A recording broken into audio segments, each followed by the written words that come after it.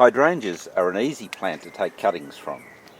You can do this in early summer, and all you're going to need is some secateurs, a potting mix, and you'll probably need something to keep the plants moist and humid. We'll show you that a little bit later on. The cuttings that you need to take need to be from a non-flowering head.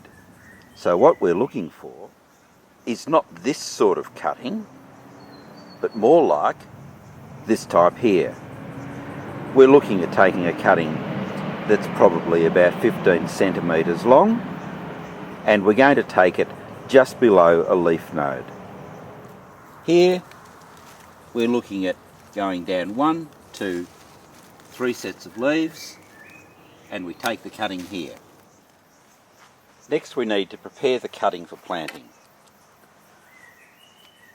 We're simply going to remove the lower sets of leaves,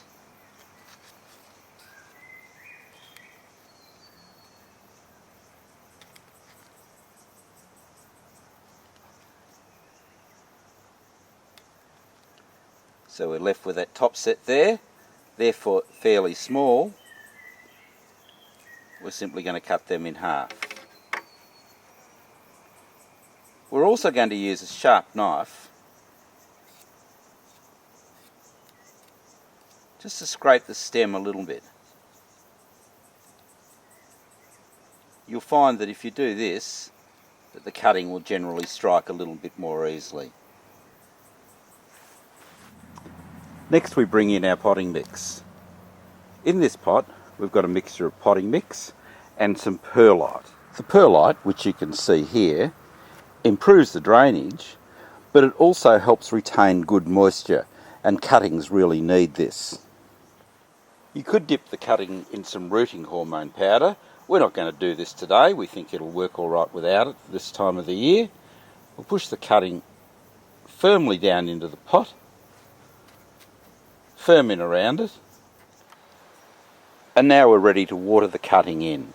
We'll use a little bit of seaweed fertilizer mixed in with the water, and that's going to help with the root development as well. After we've watered the plant in well, we're going to need to cover the plant so that we retain as much humidity and moisture in there as we can. You could either use some sticks and put a polythene bag over the top. In this case, we're simply going to use a plastic water bottle that has the bottom cut out of it. We'll mist spray this every day for 2 weeks. After that, we'll take the polythene bottle off the top and we'll have a look at it. We'll see if there's any signs of new growth. We'll put that back on again. Another 2 or 3 weeks. We should be seeing signs of new growth, and we should also be seeing some roots start to develop. We're going to keep the cutting in a shady position, but still with good filtered light. If it's in too much sun, you'll find that the cutting will dry out and perhaps the leaves will burn off. So, shady position, good filtered light. Remember to spray mist, perhaps every day, in very hot weather, even twice a day. Good luck with your hydrangea cuttings.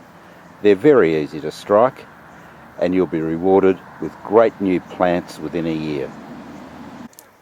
That's it for taking hydrangea cuttings.